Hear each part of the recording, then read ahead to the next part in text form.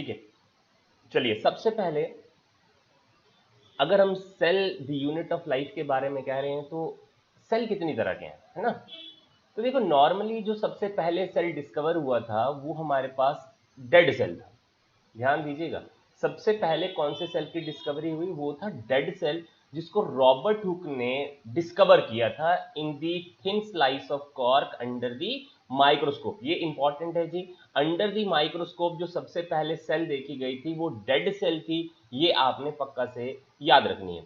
और उसी particular Robert Hooke ने टर्म जो सेल थी वो क्वाइन कर दी थी। उस समय उसने ये बोला कि it is just mean a small room और अ कंपार्टमेंट। क्लियरली याद होना चाहिए, रॉबर्ट हुक ने पहली बार सेल को देखा, लेकिन सेल कौन सा देखा उसने under the microscope, that is the dead cell. और उसने क्या चीज को स्टडी किया था, thin slice of a cork. ये इंपॉर्टेंट है, ये चीज आपको ध्यान होनी चाहिए, ठीक है। लेकिन सबसे पहले जो लिविंग सेल आपके पास में ऑब्जर्व की अंडर द माइक्रोस्कोप वो की थी एंटोन वॉन लेवेनहुक ने। 1667 में पहली बार लिविंग सेल को देखा गया, ये इंपॉर्टेंटली याद रखना। लेकिन पहली बार जो सेल डिस्कवर हुआ वो डेड सेल थी, ये ध्यान रखने की जरूरत है। अभी मैं फिर से वापस रिपीट कर रहा हूँ, लिविंग सेल है आपके पास, दैट इज दी पर्टिकुलरली लेवेनहुक ने हमें पहली बार जिसकी ऑब्जर्वेशन कर बताई थी। क्लियर। अब देखो हम ये पढ़ते हैं कि किसी भी ऑर्गेनिज्म की जो लाइफ की शुरुआत है वो हमेशा ही सेल से होती है, ठीक है। तो लेवल ऑफ ऑर्गेनाइजेशन जब हमने एनिमल किंगडम में भी डील किया था तो हमने ये कहा था कि सेल ही किसी पर्सन की या ऑर्गेनिज्म की बेसिस को बनाते हैं, ठीक है। तो देखो दो साइंटिस्ट थे, एक का नाम था शेल्डेन और दूसरे का नाम था श्वान, ठीक है जी।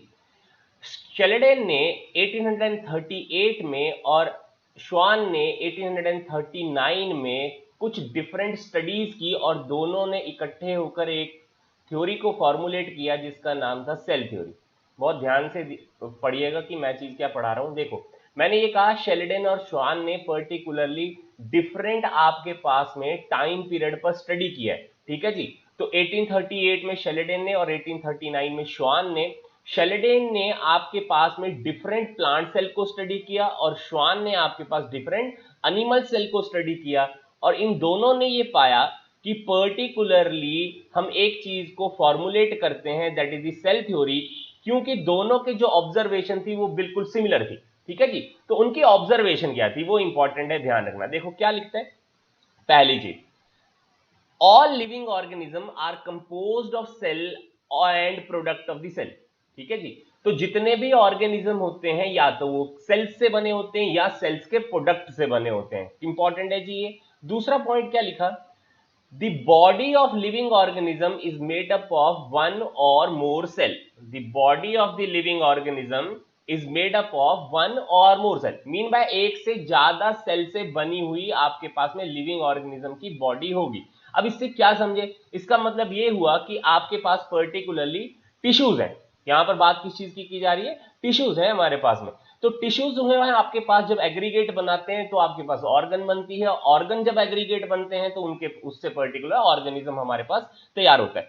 तो इंपॉर्टेंट ये हो गया कि अगर हम कभी भी पर्टिकुलर किसी ऑर्गेनिज्म की पर्टिकुलरली उसकी कहां से अराइज हुआ वो अगर उसको देखने की कोशिश करेंगे तो हम हमेशा कहेंगे सेल ही है जो किसी ऑर्गेनिज्म की बेसिस को बनाता है, ठीक है। अब इंपॉर्टेंट ये भी है, किसी भी पर्टिकुलर ऑर्गेनिज्म अगर वो अच्छे से फंक्शन करती है तो वो फंक्शन इसलिए अच्छे से कर रहा है ऑर्गेनिज्म क्योंकि उसके जो सबसे छोटा पार्ट है जो सेल है वो अच्छे से वर्क कर पा रहा है। अगर वो सेल अच्छे से वर्क करेगा तो ही पर्टिकुलरली आपका टिश्यू अच्छे से वर्क करेगा, टिश्यू अच्छे से वर्क करेगा तो ही पर्टिकुलर आपके पास ऑर्गन अच्छे से वर्क करेगा, और ऑर्गन सभी अच्छे से वर्क करेंगे तो ही ऑर्गेनिज्म अच्छे से वर्क कर पाएगा। तो ध्यान दीजिएगा ये इंपॉर्टेंट। अब देखिए एक पोस्टुलेट लेटर ऑन ऐड हुआ, दैट पोस्टुलेट इज नंबर 2। ध्यान दीजिएगा इंपॉर्टेंट मैंने क्या चीज कही कि बहुत सारे पोस्टुलेट हैं लेकिन उन पोस्टुलेट में इंपॉर्टेंट ये आ गया आपके पास में कि पहले दो पोस्टुलेट जो यहां पर लिखे हुए हैं ये वाला एक और ये वाला दूसरा, ये तो आपके पास शेल्डेन और श्वान ने दिए हैं, ठीक है। लेकिन एक particular postulate later on part के ऊपर ऐड हुआ जो आपके पास ये वाला लिखा हुआ है, ठीक है। तो क्या लिखा है, all cell arise from pre-existing cell through the process of cellular division। जितने भी पर्टिकुलर सेल होते हैं वो आपके पास प्री एग्जिस्टिंग सेल से ही डिराइव होते हैं, जो प्रोसेस वहां पर फॉलो हो रही है वो है सेलुलर डिवीजन की। इससे क्या समझे? इससे ये समझे कि हम ये नहीं कह सकते हैं कि हर बार एक नया सेल बनता है। हम ये कह रहे हैं यहां पर कि हर एक सेल जो है वो पुराने वाले सेल से ही अराइज होकर आता है, पुराने वाला सेल मरता जाता है और नया वाला सेल एग्जिस्टिंग में होता जाता है। तो देखिएगा, मैं ये चीज कह रहा हूं कि जो भी आपके पास प्री एग्जिस्टिंग सेल होगा, विद द टाइम फ्रेम आपके पास उस पर्टिकुलर सेल की डेथ होती जाएगी। तो उस पर्टिकुलर कंडीशन को कहते हैं एपोप्टोसिस।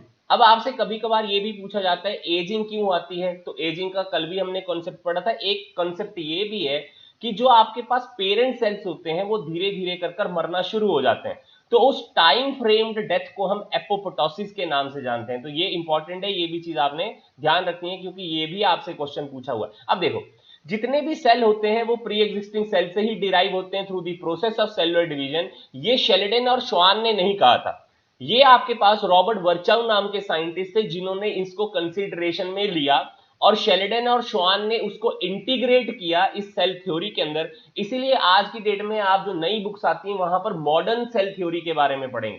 तो मॉडर्न सेल थ्योरी के आपके पास तीन पोस्टुलेट आते हैं। पहला postulate, all the living organism are composed of cell और the products of the cell. Second आपके पास the body of living organism is made up of one or more cells, and third is the all the cell arise from the pre-existing cell through the division, that is cellular division। Important है जी, ये ध्यान रखिएगा। चलिए next part देखिएगा।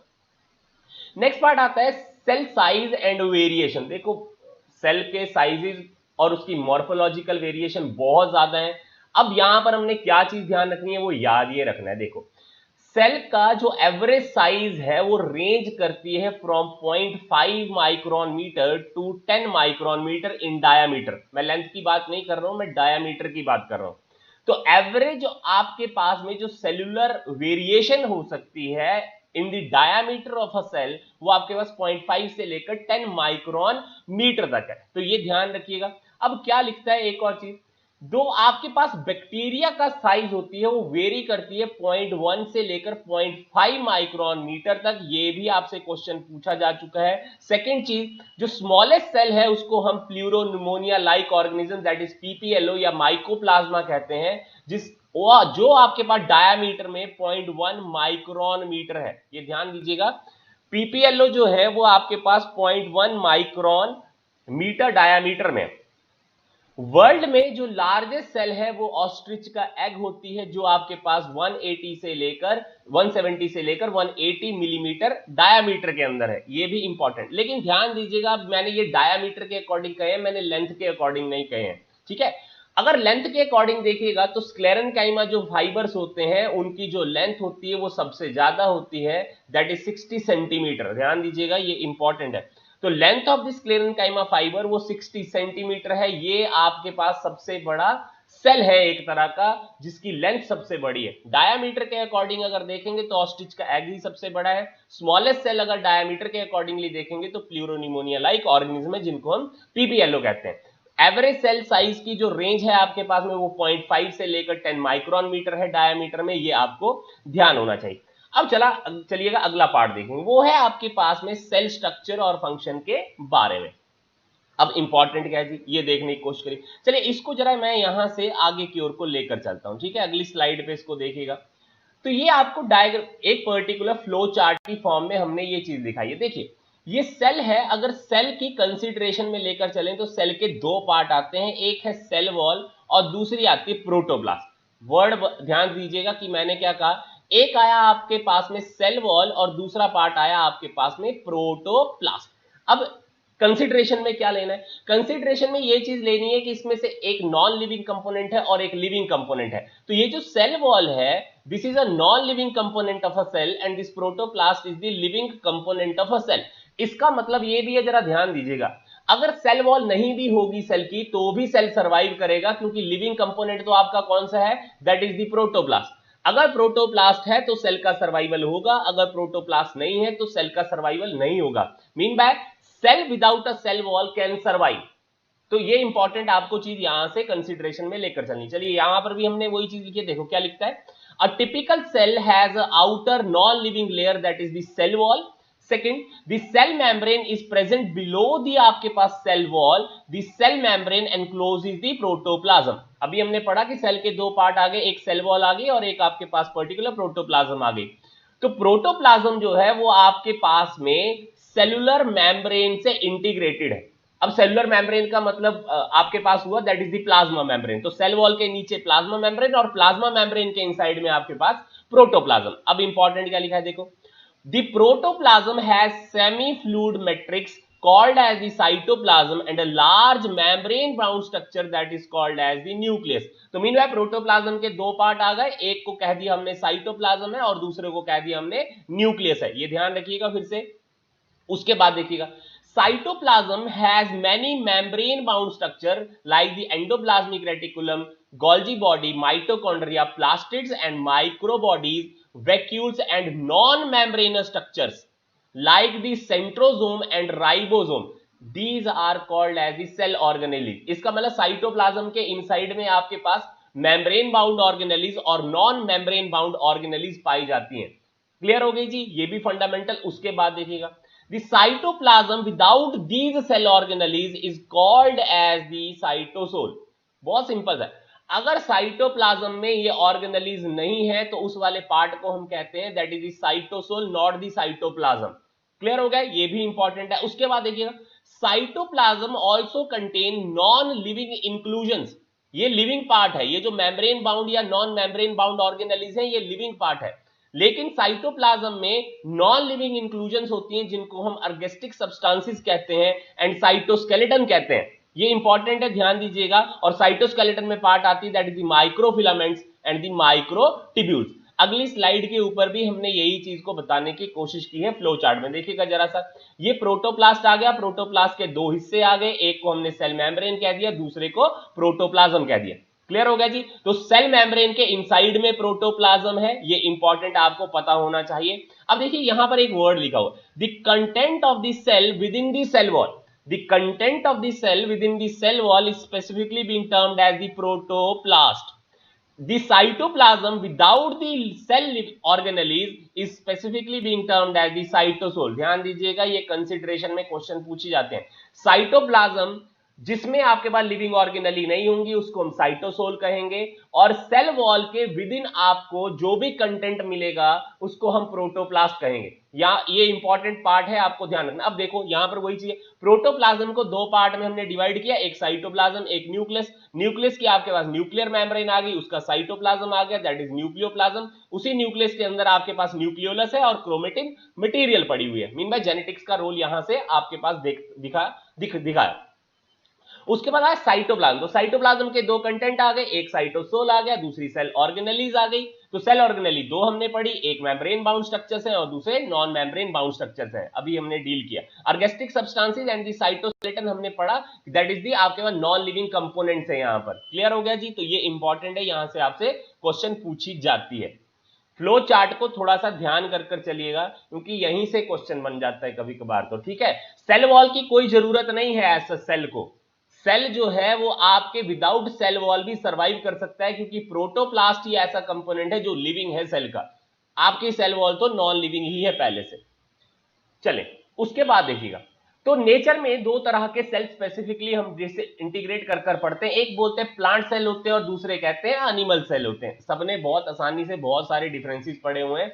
हम यहां पर common comparison करने की या उसको डिफरेंशिएट करने की कोशिश करेंगे, जो मेन इंपॉर्टेंट डिफरेंसेस आते हैं। देखिए, तो प्लांट सेल और एनिमल सेल में पहला डिफरेंस आता है सेल वॉल से ही। तो देखो प्लांट सेल को अगर देखेंगे तो सेल वॉल प्रेजेंट होती है, एनिमल सेल में ये सेल वॉल एब्सेंट होती है। सेकेंड पार्ट है आपके पास प्लांट सेल में सेंट्रियोल्स एब्सेंट होते हैं और सेंट्रियोल आपके पास एनिमल सेल में प्रेजेंट होते हैं। क्लियर हो गया जी। उसके बाद में प्लास्टिड्स होते हैं, जो कलर देने वाले आपके पास कंपोनेंट आते हैं वो प्लास्टिड प्लांट सेल में प्रेजेंट होते हैं लेकिन एनिमल सेल में वो एब्सेंट होते हैं। उसके बाद प्लांट सेल में देखिएगा लार्ज सेंट्रल या लार्ज वैक्यूल होती है, जबकि एनिमल सेल में स्मॉल वैक्यूल होती है। अब देखिए इससे नुकसान और फायदा क्या होता है। फायदा ये हुआ, अगर पर्टिकुलर लार्ज आपके पास वैक्यूल होगा आपके पास प्लांट सेल के इनसाइड में, तो आपके पास न्यूक्लियस सेंट्रली प्लेस्ड नहीं हो सकती है। तो न्यूक्लियस जो है वो आपके पास में एक्सेंट्रिकली प्लेस्ड होती है प्लांट सेल में, लेकिन एनिमल सेल में क्योंकि वैक्यूल का साइज छोटा होता है इसीलिए सेंट्रली प्लेस्ड आपको न्यूक्लियस दिखेगा। यहां पर भी आज इस डायग्राम के अंदर इन चीजों को देख सकते हैं। देखिए सेंट्रियोल आपके पास एनिमल सेल में दिखाए गए हैं, लेकिन यहां देखेंगे तो आपको सेंट्रियोल कहीं नहीं दिखाई पड़ेगा। अब दूसरा पार्ट यहां पर देखने की कोशिश करिएगा। आपके पास देखो क्लोरोप्लास्ट, प्लास्टिड के बारे में यहां पर दिखाया हुआ है, लेकिन यहां पर कहीं पर भी आपके पास क्लोरोप्लास्ट या प्लास्टिड के बारे में नहीं लिखा हुआ है। ये इंपॉर्टेंट है जी, ये आपने ध्यान कर चलना है। क्लियर हो गई जी। एक लास्ट पार्ट फिर से देख लें। देखो यहां पर आपके पास वैक्यूल का साइज जो है आपको क्या दिख रहा है, ज्यादा है प्लांट सेल में, और यहां वैक्यूल का साइज देखें ये छोटा है। तो ये भी इंपॉर्टेंट है, यहां से भी कभी कभार क्वेश्चन आपसे पूछ लेते हैं कि एनिमल सेल और प्लांट सेल से डिफरेंस क्या आपको नोट करते हुए दिखेगी। क्लियर। एक्सेंट्रली प्लेस्ड आपके पास न्यूक्लियस है, ये आपने पक्का याद रखना है। प्लांट सेल के अंदर सेंटर पर कभी न्यूक्लियस नहीं मिलेगी आपको, क्योंकि वैक्यूल का साइज बहुत ज्यादा है प्लांट सेल में, इसीलिए उसको रिजर्व आपके पास कंपोनेंट जो है वो तैयार करने में मदद मिलती है। चलिएगा अगला पार्ट देखें। अगला पार्ट सबसे पहले जो हम डील करेंगे वो है सेल वॉल। देखो तो हमने अभी पढ़ लिया कि जो आउटर आपके पास में कंपोनेंट है सेल का वो आपके पास नॉन लिविंग है, ये रिजिड लेयर है। कैसी है? रिजिड, क्योंकि नॉन लिविंग है ना, तो ये आपके पास फ्लूइडी नेचर तो शो कर ही नहीं सकती है। अब देखो सेल वॉल किन में प्रेजेंट होती है, बैक्टीरियल सेल्स में भी होती है, फंगल सेल में भी होती है और प्लांट सेल में भी होती है। अब लिखा क्या है जी इसके बारे में, it is permeable membrane simply composed of the cellulose. ध्यान दीजिएगा किससे बनी हुई है, मेनली ये सेलुलोज से बनी होती है। हेमिसेलुलोज भी इसका एक कंपोनेंट होता है, लेकिन मेनली किससे बनी होती है, सेलुलोज से बनी होती है। अब इसका काम क्या है, it provide the rigidity, second the mechanical support and third the protection to the cell. क्योंकि भैया सिंपल सी बात है, नॉन लिविंग है तो काम क्या कर सकती है, प्रोटेक्शन दे सकती है, रिजिड बना सकती है स्ट्रक्चर को और उसको सपोर्ट करने में हेल्प कर सकती है, इससे ज्यादा कुछ नहीं करेगी। अब इंपॉर्टेंट क्या है जी, वो यहां से क्वेश्चन है। देखो बैक्टीरिया की जो सेल वॉल होती है, it is basically made up of the peptidoglycans और म्यूरिन कॉम्प्लेक्स। ध्यान दीजिएगा, पेप्टिडोग्लाइकन्स और दी म्यूरिन कॉम्प्लेक्स से आपके पास बैक्टीरिया की सेल वॉल बनी होती है। और जहां पर आप फंजाई की कंसिडरेशन लेंगे तो वहां पर सेल वॉल जो वो काइटिन से बनी होती है। ध्यान देखिएगा, इसका जो पार्ट है आप बायोमोलिक्यूल में भी डील करते हैं पेप्टिडोग्लाइकन एंड दी काइटिन के बारे में, वहां भी इसके बारे में हम वापिस से पढ़ेंगे। पर ध्यान दीजिएगा बैक्टीरिया की सेल वॉल पेप्टिडोग्लाइकन या म्यूरिन कॉम्प्लेक्सिस से बनी होती है, और जो फंजाई की आपके पास सेल वॉल होती है वो काइटिन से बनी होती है वो नॉन लिविंग ही है, ये ध्यान रखने वाली बात है। और रिजिडिटी, मैकेनिकल सपोर्ट और प्रोटेक्शन टू दी सेल ही उसका काम है वहां पर भी। क्लियर। उसके बाद सेकंड कंपोनेंट आता है जो सेल वॉल के नीचे है, उस मेम्ब्रेन का नाम है सेल मेम्ब्रेन और दी प्लाज्मा मेम्ब्रेन। अब देखो प्लाज्मा मेम्ब्रेन जो है लिखा हुआ है सेमी परमिएबल है। देखो ये पुराने कंटेंट के अलोंग जो है हमने ये लिखा हुआ है, ठीक है। देखो आज की डेट में क्या बोला जाता है, जो प्लाज्मा मेम्ब्रेन या सेल मेम्ब्रेन है वो आपके पास में सेलेक्टिवली परमिएबल मेम्ब्रेन है। सेलेक्टिवली परमिएबल से आप क्या समझे और सेमी परमिएबल से क्या समझे। देखो एक पर्टिकुलरली अगर सेल की जरूरत हो कि कोई एक पर्टिकुलर उसको न्यूट्रिएंट जो बाहर से सेल के अंदर लाना है, या कोई एक पर्टिकुलर एक्सक्रीटरी वेस्ट है जो सेल में तैयार हुआ है उसको सेल से बाहर निकालना है। अब देखिए इस सेल वॉल के अंदर पोर्स होते हैं, सॉरी सेल मेम्ब्रेन में पोर होते हैं। अब पोर का डायामीटर अगर कम होगा तो क्या बाहर से बड़े वाला जो जिसका डायामीटर ज्यादा होगा सब्सटेंस का, क्या वो अंदर आ सकता है? नहीं आएगा। लेकिन अगर सेल की जरूरत यह है कि वो पर्टिकुलर न्यूट्रिएंट रिसोर्स जो है उसको हमेशा चाहिए ही चाहिए, तो सेल जो है वो एंडोसाइटोसिस की मदद से आपके पास उस पर्टिकुलरली लार्ज साइज के मॉलिक्यूल को सेल के अंदर लाने की कोशिश करेगा। सेम अगर उसको पर्टिकुलर सेल से बाहर लार्ज साइज के मॉलिक्यूल जो है वो निकालने होंगे और पोर साइज जो है आपके पास प्लाज्मा मेम्ब्रेन में कम होगा, फिर भी एक्सोसाइटोसिस की मदद से पर्टिकुलरली वो पर्टिकुलर आपके पास जो एक्सक्रीटरी वेस्ट है वो सेल से बाहर चला जाएगा। मीन बाय ये हुआ कि अब यहां पर सेल मेम्ब्रेन को या प्लाज्मा मेम्ब्रेन को उसके पोर के डायामीटर पर कोई भी काम करने की जरूरत नहीं है। इसलिए हमने वर्ड क्या यूज किया कि जो प्लाज्मा मेम्ब्रेन है वो सिलेक्टिवली परमिएबल है। सिलेक्टिवली परमिएबल मतलब जो सेल की जरूरत है वो चीज उससे अंदर आ भी सकती है और उससे बाहर जा भी सकती है। लेकिन सेमी परमिएबल नेचर में ये चीज नहीं होती थी। जिन पोर साइज से कम का आपके पास में न्यूट्रिएंट रिसोर्सेज का डायामीटर होगा वही सेल के अंदर आते थे और वही सेल के बाहर जाते। अब इसमें प्रॉब्लम ये होती थी कि हो सकता है कोई टॉक्सिक मटेरियल है, टॉक्सिक आपके पास रिसोर्स है जो सेल के बाहर पड़ा हुआ है, वो भी सेल के अंदर एंटर कर सकता था। तो आज की डेट में ये बताया जाता है कि सेल मेम्ब्रेन या प्लाज्मा मेम्ब्रेन ऐसा काम नहीं करती है। जो उसकी जरूरत की चीज है वही सेल के अंदर जाती है और जरूरत की चीज जो नहीं है वो सेल के अंदर नहीं जाती है, क्योंकि सेल मेम्ब्रेन या प्लाज्मा मेम्ब्रेन सेलेक्टिवली परमिएबल है। क्लियर होगी? अब क्या लिखा है? It is basically composed of the phospholipid, protein, carbohydrate, cholesterol. किस किस से बनी हुई है? फॉस्फोलिपिड से भी, प्रोटीन से भी, कार्बोहाइड्रेट से भी, कोलेस्ट्रॉल से भी। ये भी इंपॉर्टेंट है। अब देखो, बहुत सारे मॉडल्स आपके पास में एक्सप्लेन करते हैं कि प्लाज्मा मेम्ब्रेन का स्ट्रक्चर कैसा था, लेकिन जो सबसे वैलिड आपके पास मॉडल है वो है सिंगर एंड निकोलसन का, जो आपके पास प्लाज्मा मेम्ब्रेन को एक्सप्लेन करता है और ये बताता है कि आपके पास plasma membrane double membranous structure है। कैसी है? Double membranous structure. अब देखिए क्या लिखता है, it allows the outward inward movement of molecule across it. मैंने अभी कहा ना थोड़ी देर पहले कि सिलेक्टिवली परमिएबल कैसी होगी? जो आपकी जरूरत की चीज है वो सेल के अंदर भी आ सके और जो जरूरत की चीज नहीं है वो सेल के बाहर भी वो फेंक सके, लेकिन consideration size of the molecule नहीं होगी। अगर सेल की जरूरत है तो आएगा, अगर सेल की जरूरत नहीं है तो सेल से बाहर भी उसको निकाला जाएगा। तो लिखता क्या है? The movement of molecule across the plasma membrane take place by diffusion, दूसरी ऑस्मोसिस से भी हो सकती है, तीसरी एक्टिव ट्रांसपोर्ट से भी, तीसरी आपके पास फैगोसाइटोसिस जिसको हम सेल ईटिंग भी कहते हैं, और पिनोसाइटोसिस जिसको हम सेल ड्रिंकिंग भी कहते हैं। अब जरा यहां पर देखने की कोशिश करिए, क्या आपको दिख रहा है कि डबल मेम्ब्रेनस स्ट्रक्चर में आपके पास में ये है फॉस्फोलिपिड।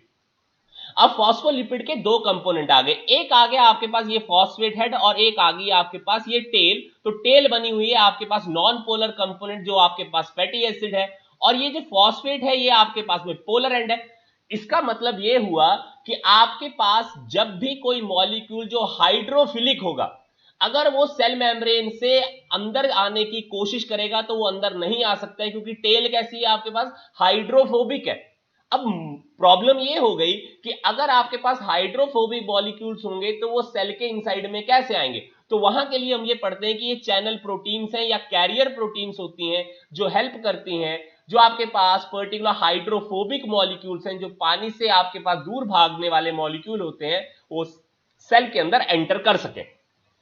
लेकिन जो आपके पास लाइपोफिलिक मॉलिक्यूल होंगे वो डायरेक्टली क्या कर सकते हैं? डिफ्यूज कर सकते हैं इस पर्टिकुलर प्लाज्मा मेम्ब्रेन के थ्रू। तो ध्यान दीजिएगा, ये भी इंपॉर्टेंट है, यहां से भी आपको क्वेश्चन पूछा जाता है। तो ध्यान ये भी रखना है कि जो आपकी प्लाज्मा मेम्ब्रेन है उसमें पर्टिकुलर जो फॉस्फेट हेड होता है वो आपके पास पोलर होता है या हाइड्रोफिलिक होती है, और जो टेल होती है वो हाइड्रोफोबिक होती है और नॉन पोलर है। नॉन पोलर का मतलब है वो पर्टिकुलर वाटर के मॉलिक्यूल के साथ में कभी भी बाइंड नहीं करेगी, वो हाइड्रोफोबिक कंडीशन है।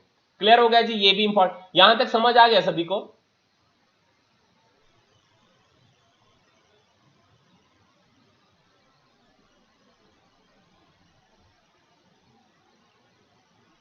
चलेगा, नेक्स्ट पार्ट देखिए। लिविंग कंपोनेंट ऑफ जो सेल है आपके पास वो मैंने कहा था दैट इज द प्रोटोप्लाज्म, उसको हम कहते हैं। ठीक है, तो लिखा भी हुआ है it is a living substance of the cell that possesses all vital products made up of inorganic and organic molecule. दोनों से बने हैं जी।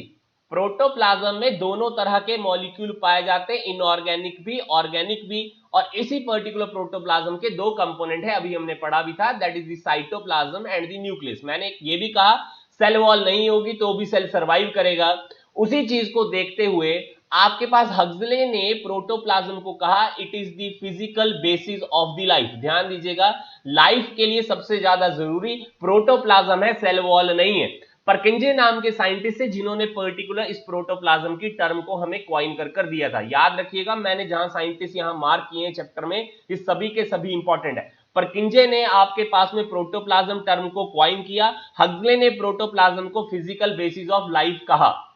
मैंने इसीलिए आपको ये चीज पहले ही कह दी कि सेल में अगर आपके पास पर्टिकुलर सेल वॉल नहीं होगी तो भी सेल सर्वाइव करेगा, क्योंकि प्रोटोप्लाज्म ही ऐसा कंपोनेंट है जो सेल को सर्वाइव करा सकता है। चले, इंपॉर्टेंट है। उसके बाद देखिएगा आपके पास जिससे क्वेश्चन पूछी जाती है वो है मेम्ब्रेन बाउंड सेल ऑर्गेनेलीज, जो आपके पास साइटोप्लाज्म में प्रेजेंट है। देखो यहां से तो बहुत सारा क्वेश्चन पूछा जाता है, ठीक है, तो पूछा जाता है तो भाई आना भी चाहिए।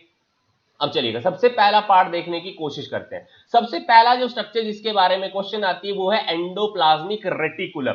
तो देखिए, पोर्टर नाम के साइंटिस्ट थे जिन्होंने एंडोप्लाज्मिक रेटिकुलम को डिस्कवर किया। अब एंडोप्लाज्मिक रेटिकुलम है क्या? It is basically a network of membrane bound tubular structures.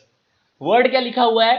Tubular structures हैं, ट्यूब की फॉर्म में आपके पास लगे हुए स्ट्रक्चर्स हैं, और ये पर्टिकुलर ट्यूब की फॉर्म में लगे हुए स्ट्रक्चर्स हैं वो है आपके पास सिस्टर्ने। सेकंड आपके पास अनब्रांच ट्यूब्यूल्स और थर्ड आपके पास आते हैं वेसिकल्स। अब जरा ध्यान दीजिएगा, ये स्ट्रक्चर भी यहां पर लिखा हुआ है। अब एक कंसीडरेशन में आप देखने की कोशिश करिए, एंडोप्लाज्मिक रेटिकुलम को दो तरह से लिखा हुआ है, एक है स्मूथ एंडोप्लाज्मिक रेटिकुलम और एक लिखी हुई है रफ एंडोप्लाज्मिक रेटिकुलम। अब ध्यान दीजिए, ये है आपके पास न्यूक्लियस और ये है न्यूक्लियस की मेम्ब्रेन। तो न्यूक्लियर मेम्ब्रेन की एक्सटेंशन से आपके पास आपको ऐसा लग रहा है कि पर्टिकुलर रफ एंडोप्लाज्मिक रेटिकुलम जो है वो अराइज हो रही है, लेकिन ऐसा नहीं है। ध्यान दीजिए क्या है, ये आपके पास प्लाज्मा मेम्ब्रेन है यहां पर। तो प्लाज्मा मेम्ब्रेन एक्सटेंड कर रही है और एक्सटेंड करने के बाद में एंडोप्लाज्मिक रेटिकुलम पहला जो बनाकर दे रही है वो है आपके पास smooth endoplasmic reticulum.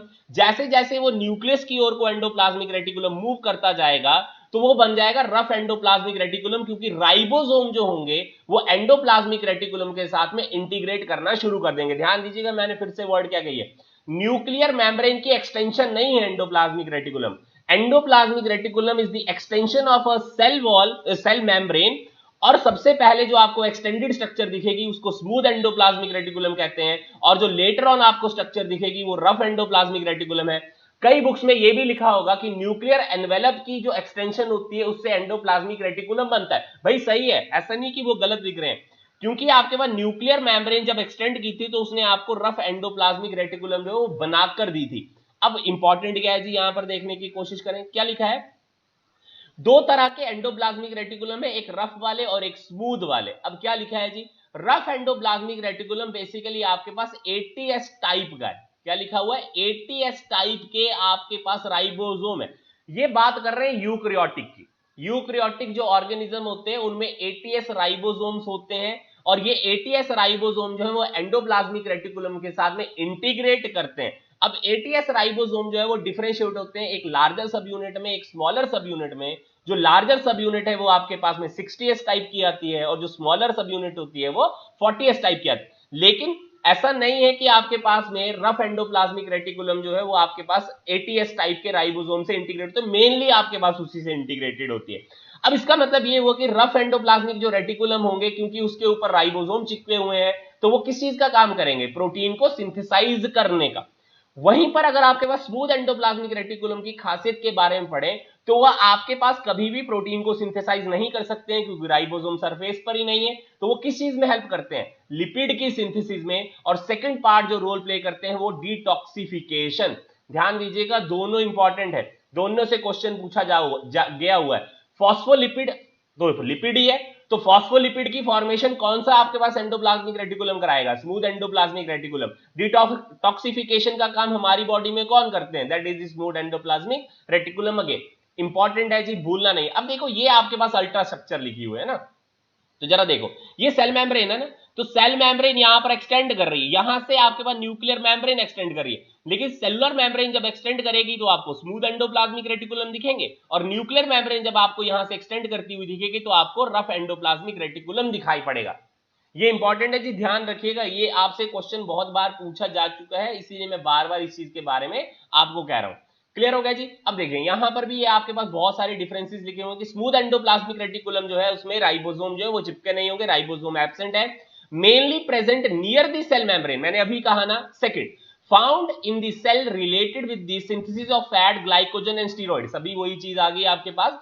Formed mainly of the tubules, ये टिब्यूल से ही मेनली बने होते हैं, सिस्टर्ने और वेसिकल की क्वांटिटी कम होती है। लेकिन रफ एंडोप्लाज्मिक रेटिकुलम को जब देखेंगे तो उसके अंदर आपके पास में सिस्टर्ने और वेसिकल की क्वांटिटी ज्यादा होती है, ट्यूबुलर क्वांटिटी कम होती है। लेस स्टेबल आपके पास में पर्टिकुलर स्मूथ एंडोप्लाज्मिक रेटिकुलम होती है, रफ वाली आपके पास ज्यादा स्टेबल होती है। तो स्मूथ एंडोप्लाज्मिक रेटिकुलम की जो क्वांटिटी सबसे ज्यादा पाई जाती है वो मसल और एडिपोज टिश्यू में पाई जाती है, और रफ एंडोप्लाज्मिक रेटिकुलम की क्वांटिटी आपके पेनक्रियास और लीवर में सबसे ज्यादा पाई जाती है। तो ये भी इंपॉर्टेंट है, ये भी ध्यान रखने की कोशिश करिए। अब एक और चीज जो ध्यान रखनी है, देखो smooth endoplasmic reticulum get originated from the rough endoplasmic reticulum by the loss of ribosome.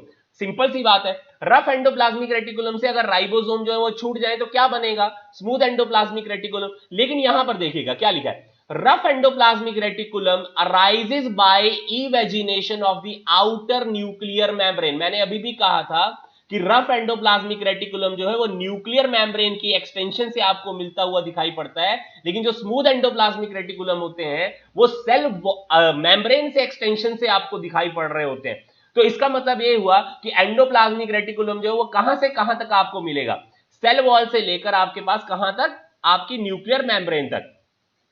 Liver जो है वो आपके पास डिटॉक्सिफिकेशन का मेन रोल तो करता है, लेकिन इसके अलावा प्रोटीन की क्वांटिटी ज्यादा बनाता है। इसीलिए हम ये नहीं कहते हैं कि स्मूथ एंडोप्लाज्मिक रेटिकुलम की क्वांटिटी जो लीवर में बहुत ज्यादा होगी, लीवर में भी ऐसा है, सच में ज्यादा होती है, लेकिन लीवर में वो पर्टिकुलरली क्योंकि लीवर को ज्यादा जो प्रोटीनियस कंपोनेंट बना देते हैं, एल्बुमिन हो गई, ग्लोबुलिन हो गई, ये सारे प्रोटीनियस कंपोनेंट है, फिब्रिनोजन को बनाना होता है, जितने आपके पास क्लॉटिंग प्रोटीन्स होती है उनको बनाना होता है। इसीलिए हम कंसिडरेबली ये कहते हैं कि लीवर में रफ एंडोप्लाज्मिक रेटिकुलम की क्वांटिटी ज्यादा होती है, और जहां जहां जिस जिस ऑर्गन को एग्जैक्टली में लिपिड स्टोर करने की कैपेबिलिटी चाहिए होती है, जहां पर एडिपोज टिश्यू की क्वांटिटी ज्यादा होती है, वहां पर स्मूथ एंडोप्लाज्मिक रेटिकुलम जो है वो आपके पास ज्यादा होता है, और मेनली वो डिटॉक्सिफिकेशन का रोल वहां पर प्ले करने की कोशिश भी करता है। जरूरी नहीं है वो कर पाएगा, लेकिन स्मूथ एंडोप्लाज्मिक जो रेटिकुलम है वो फॉस्फोलिपिड की सिंथेसिस जरूर करेंगे, ये इंपॉर्टेंट है।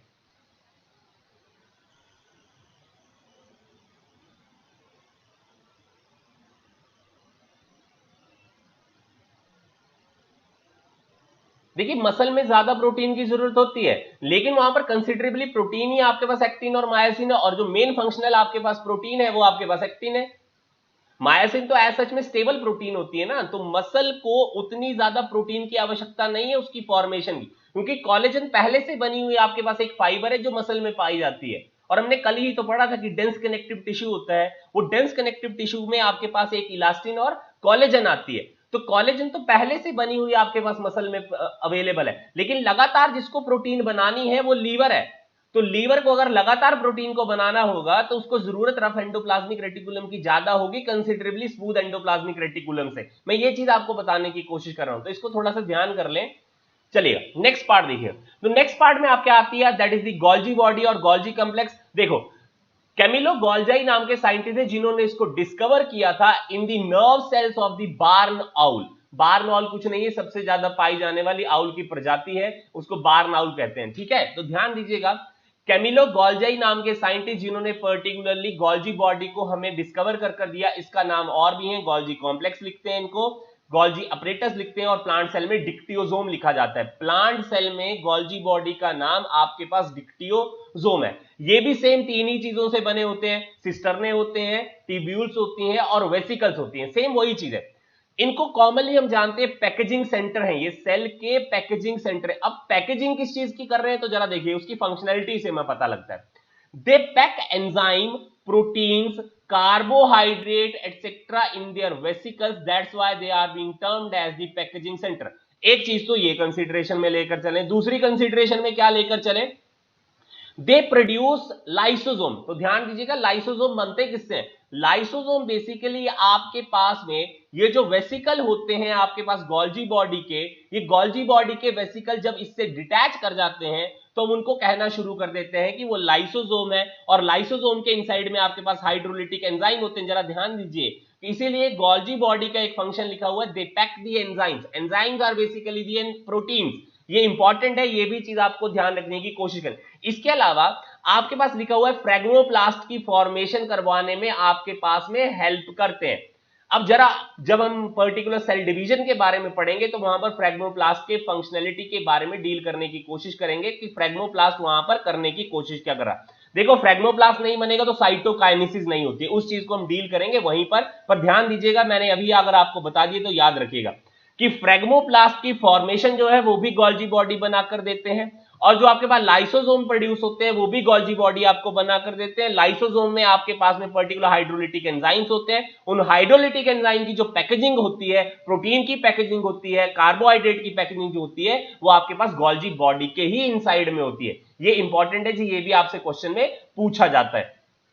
स्टैक्ड बॉडी है, स्टैक्ड बॉडी का मतलब हुआ सीढ़ी नुमा खेत, तो देखे होंगे एक के ऊपर एक चीज लगी होती है, वैसे आपके पास जो ट्यूबुलर पोर्शंस होते हैं वो आपके पास स्टैक्ड अपीयरेंस में होते हैं। लेकिन आपके पास पर्टिकुलरली अगर एंडोप्लाज्मिक रेटिकुलम में वो चीज देखेंगे तो स्टैक्ड अपीयरेंस नहीं होती है ज्यादातर। क्लियर, चलें नेक्स्ट पार्ट देखिएगा। नेक्स्ट पार्ट आते हैं आपके पास लाइसोसोम। तो देखो क्रिस्टन डी डुवे नाम के साइंटिस्ट थे जिन्होंने रैट लीवर सेल के अंदर पहली बार रिपोर्ट किया था किसको, दैट इज दी लाइसोसोम को। ये भी इंपॉर्टेंट है, यहीं से क्वेश्चन है। निविकॉट नाम के साइंटिस्ट थे जिन्होंने टर्म कॉइन की थी लाइसोसोम। अब लिखा क्या है, it is basically a single membrane bound organelle है which is being filled with the hydrolytic enzyme. अब हाइड्रोलिटिक एंजाइम जो है उसकी पैकेजिंग कहां पर हुई थी, गोल्जी बॉडी के अंदर। और अगर वही वेसिकल गोल्जी बॉडी से अगर डिटैच कर जाएंगे तो आपको क्या चीज दिखाई पड़ेगी, दैट इज द लाइसोसोम। ये इंपॉर्टेंट कंसीडरेशन में लेकर चलिएगा। देखो यहां पर भी लिखी है, lysosomes are produced by Golgi complex. Important है क्योंकि यहां से क्वेश्चन पूछे जाते हैं तो भूलना नहीं है आपने, ठीक है। अब देखो क्या लिखता है, लाइसोसोम बेसिकली आपके पास में डिफरेंट तरह के होते हैं। तो पहला जो आपके पास लाइसोसोम है उसको बोलते हैं प्राइमरी लाइसोसोम। क्या लिखा है, newly produced lysosome from the Golgi body. अभी मैंने कहा जो आपके पास enzyme vesicles of the Golgi body में अगर आपके पास इंटीग्रेटेड है, अब खासियत क्या है, वो एंजाइम को अभी कोई फंक्शन नहीं करना है, इसीलिए इनएक्टिव एंजाइम जो आपके पास पर्टिकुलर वेसिकल में पड़े होते हैं उस पार्ट को हम कहते हैं प्राइमरी लाइसोसोम।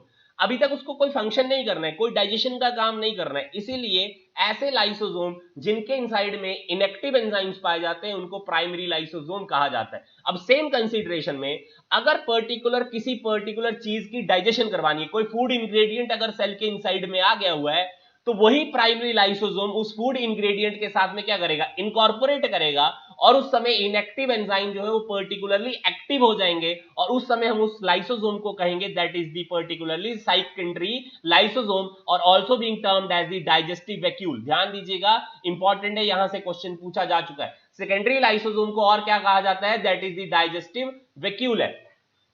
प्राइमरी लाइसोसोम में इनएक्टिव एंजाइम से सेकेंडरी लाइसोसोम में इनएक्टिव एंजाइम एक्टिव वाले एंजाइम में कन्वर्ट हो गए हैं, क्योंकि आपके पास में जो डाइजेस्टिव मटेरियल आया है जिसको प्राइमरी लाइसोसोम डाइजेस्ट करने के लिए आपके पास फंक्शन करेगी, उसी दौरान में प्राइमरी लाइसोसोम से जब पर्टिकुलर वो डाइजेस्टिव कंपोनेंट इंटीग्रेट करेगा, उसी दौरान में इनएक्टिव एंजाइम जो है वो एक्टिव होने की कोशिश करेंगे, और उस समय हम उस लाइसोसोम को कहेंगे सेकेंडरी लाइसोसोम। ये इंपॉर्टेंट है जी, ये चीज आपने ध्यान रखनी है। अब चलिएगा नेक्स्ट, थर्ड आता है रेजिडुअल लाइसोसोम्स। क्या होते हैं, देखिए रेजिडुअल लाइसोसोम्स का मतलब क्या हुआ। देखो अब आपके पास पर्टिकुलरली जो प्राइमरी लाइसोसोम था वो डाइजेस्टिव कंपोनेंट के साथ में इंटीग्रेट कर गया था। अब इस पर्टिकुलर मॉलिक्यूल की डाइजेशन हो गई है, अब कुछ आपके पास एक्सक्रीटरी वेस्ट बनेगा, तो आपके पास ये डाइजेशन हुई तो आपके पास कुछ प्रोडक्ट ऐसा भी रह जाएगा जो अनडाइजेस्टेड है या एक्सक्रीटरी वेस्ट है, सेल उसको बाहर निकाल देगा। तो क्या इस पर्टिकुलर सेकेंडरी लाइसोसोम की अब कोई जरूरत है फंक्शन करने की, नहीं है। तो इस पर्टिकुलर सेकेंडरी लाइसोसोम को अब हम रेजिडुअल लाइसोसोम कहना शुरू कर देंगे। तो सेकेंडरी लाइसोसोम कौन से वाला लाइसोसोम हुआ, these are the secondary lysosome left with undigested material which is thrown out by exocytosis। सिंपल सी बात है, सेकेंडरी लाइसोसोम ने तो डाइजेशन करवानी है, तो डाइजेस्टिव कंपोनेंट तो सेल यूज करने वाला है, लेकिन जो अनडाइजेस्टेड कंपोनेंट आपके पास सेकेंडरी लाइसोसोम के साथ जुड़ा हुआ रहेगा, तो उस लाइसोसोम को हम उस समय कहना शुरू कर देंगे कि ये आपके पास रेजिडुअल लाइसोसोम है। तो ये इंपॉर्टेंट है, जीएपी चीज आपने ध्यान रखने की कोशिश करनी।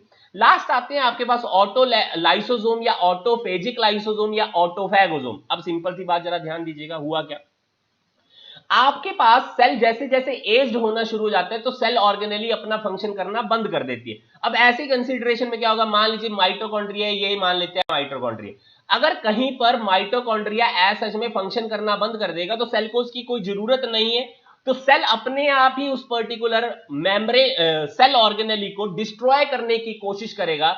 तो प्राइमरी लाइसोसोम उस समय आपके पास उसी पर्टिकुलर सेल ऑर्गेनेली के साथ में इंटीग्रेट हो जाएंगे और उस सेल ऑर्गेनेली को ब्रेक कर देंगे। तो ध्यान दीजिएगा, उसको हम ऑटो लाइसोसोम या ऑटोफेजिक लाइसोसोम कहते हैं। ये इंपॉर्टेंट कंसीडरेशन से क्वेश्चन पूछी जाती है, तो भूलिएगा मत। ऑटोफैगोसोम, ऑटोलाइसोसोम्स या ऑटोफेजिक लाइसोसोम क्या होते हैं, ये इंपॉर्टेंट ही आपके पास प्राइमरी लाइसोसोम ही है जो आपके पास सेल ऑर्गेनेली से इंटीग्रेट करते हैं। क्लियर हो गई जी, इतनी सी चीज मैंने क्या कही है। ओके चलिएगा नेक्स्ट पार्ट देखिएगा, इन्हीं पर्टिकुलर जो आपके पास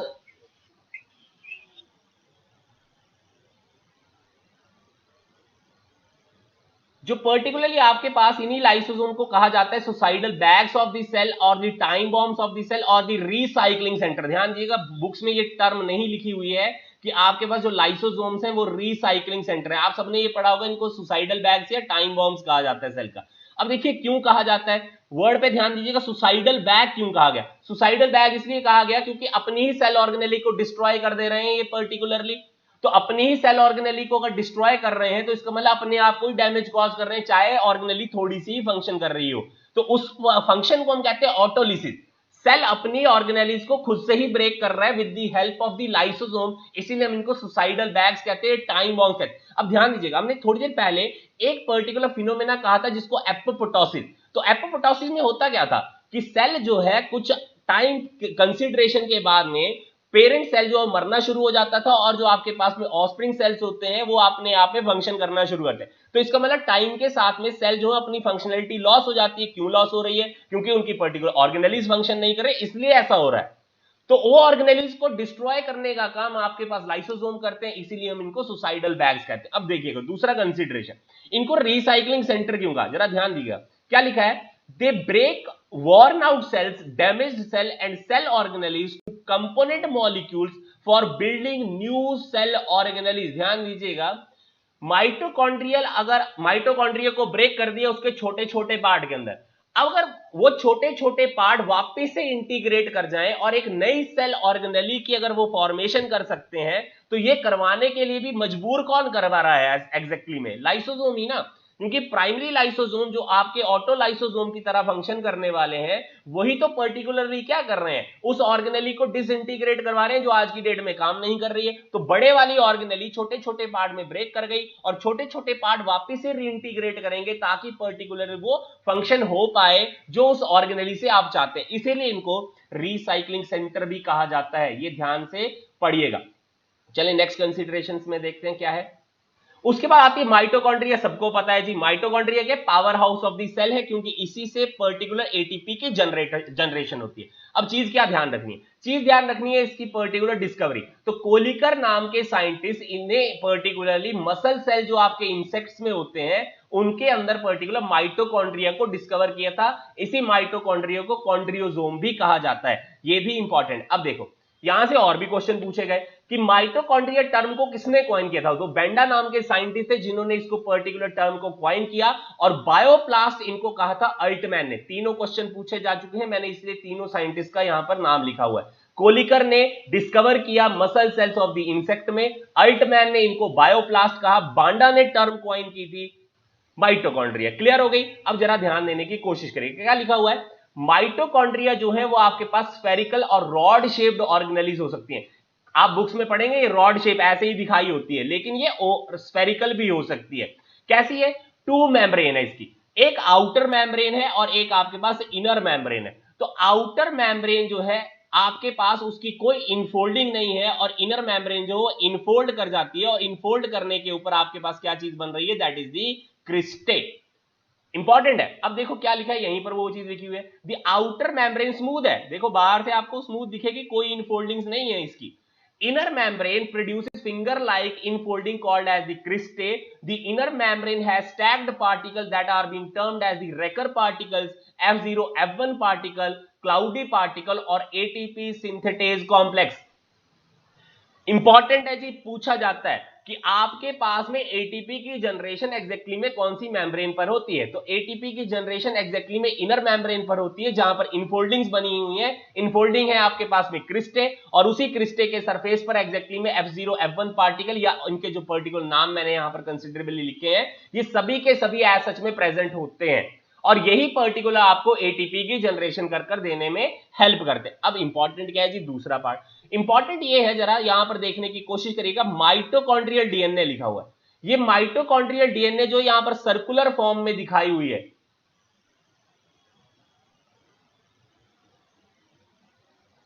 क्लियरली आपको मेरी बात सुनाई पड़ रही है? पब्लिक चैट में एक बार बता दें मेरी आवाज क्लियरली आपको सुनाई पड़ रही है?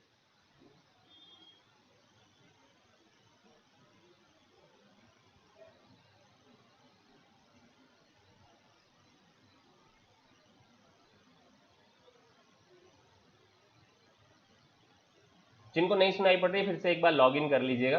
चलें फिर भी देखिएगा, जो आउटर मेम्ब्रेन है वो आपके पास स्मूथ है और इनर मेम्ब्रेन इनफोल्ड कर गई है, वहां पर F0 F1 पार्टिकल है, एटीपी की फॉर्मेशन होगी। इनसाइड अगर आप देखें तो यहां पर सर्कुलर डीएनए है, ये प्रिमिटिव आपके यूकैरियोटिक में आपके पास लीनियर डीएनए होती है, मीन बाय माइटोकॉन्ड्रिया प्रोकैरियोटिक में भी पार्ट में भी पाए जाते हैं और यूकैरियोटिक पार्ट में भी पाए जाते हैं। तो आपके पास सर्कुलर डीएनए है, इसको मैटरनल डीएनए भी कहा जाता है, ये भी कंसीडरेशन में लेकर चलेगा। तो देखो क्या लिखा है, mitochondrial cavity is filled with the homogeneous granular mitochondrial matrix. Matrix has a circular DNA, RNA and 70s ribosome. देखो 70s राइबोसोम भी किसका फीचर है, प्रोकैरियोटिक फीचर है। सर्कुलर डीएनए भी किसका फीचर है, प्रोकैरियोटिक फीचर है। तो ध्यान दीजिएगा, आपके पास में ये इंपॉर्टेंट पार्ट हो गया एक तरह से।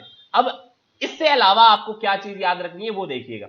नेक्स्ट पार्ट देखें, ये आपके पास में देखो मैंने कहा था ना, ये आपके क्रिस्टे हैं, तो क्रिस्टे पर ये F0 F1 पार्टिकल यहां पर इंटीग्रेट किए हुए हैं। ये हेड है, ये आपके पास बेस है और ये स्टैक है। आप बुक्स में भी ये चीज पढ़ सकते हैं। ये आउटर मेम्ब्रेन थी और ये इनर मेम्ब्रेन की इनफोल्डिंग थी, जिसको हम क्रिस्टे कह रहे थे, और क्रिस्टे के सरफेस पर ही क्लाउडी पार्टिकल या F1 पार्टिकल आपको यहां पर लगे हुए दिख रहे हैं।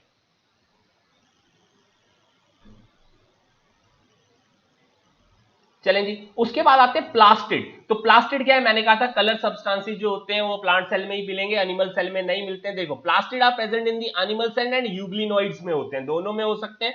तीन तरह के आपके पास में पर्टिकुलरली ये प्लास्टिड यहां पर हमें बताए हुए हैं, और किस बेस पर आपके पास डिफरेंशिएट किए कि कौन से टाइप का पिगमेंट जो है प्रेजेंट है। तो पहले आते हैं क्रोमोप्लास्ट। तो क्रोमोप्लास्ट जो डिफरेंट कलर देने वाले प्लास्टिड होते हैं कंटेनिंग द कैरेटिनोइड्स, और बेसिकली आपके पास कैरोटिनॉइड्स जो होते हैं वो प्रेजेंट होते हैं आपके फ्रूट में, फ्लावर में और लीव्स में, मीन बाय क्रोमोप्लास्ट वहीं पर होंगे।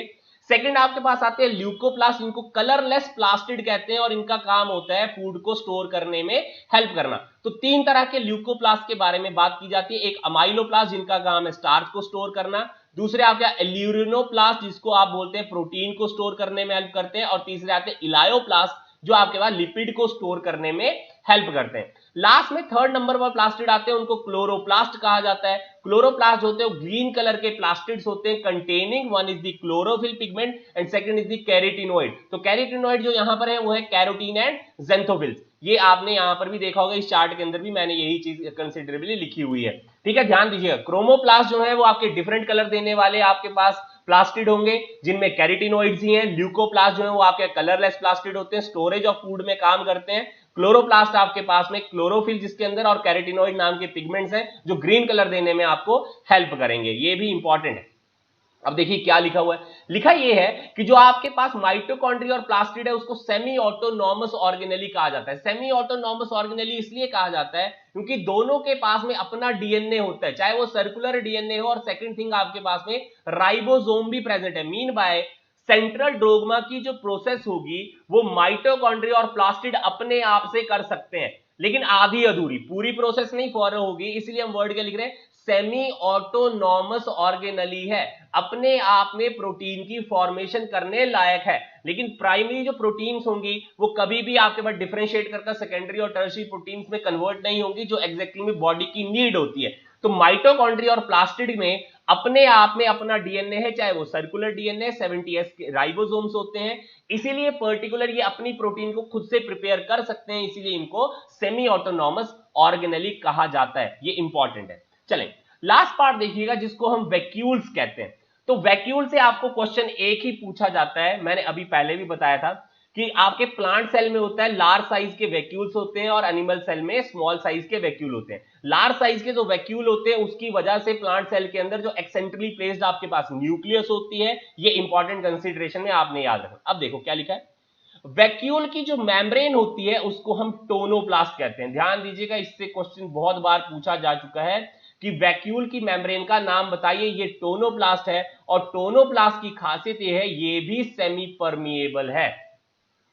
ये इंपॉर्टेंट कंसीडरेशन में लेकर चलिएगा, और यही पर्टिकुलर जो वैक्यूल होते हैं ये फूड को भी स्टोर करने में हेल्प कर सकते हैं और मेनली वाटर को भी स्टोर करने में हेल्प करते हैं। जितने मिनरल लाइन होते हैं वो भी आपके पास इसी वैक्यूल के अंदर स्टोर होने की उनकी कैपेबिलिटी होती है। तो ये इंपॉर्टेंट है जी, यहां से आपको क्वेश्चन पूछे जाते हैं।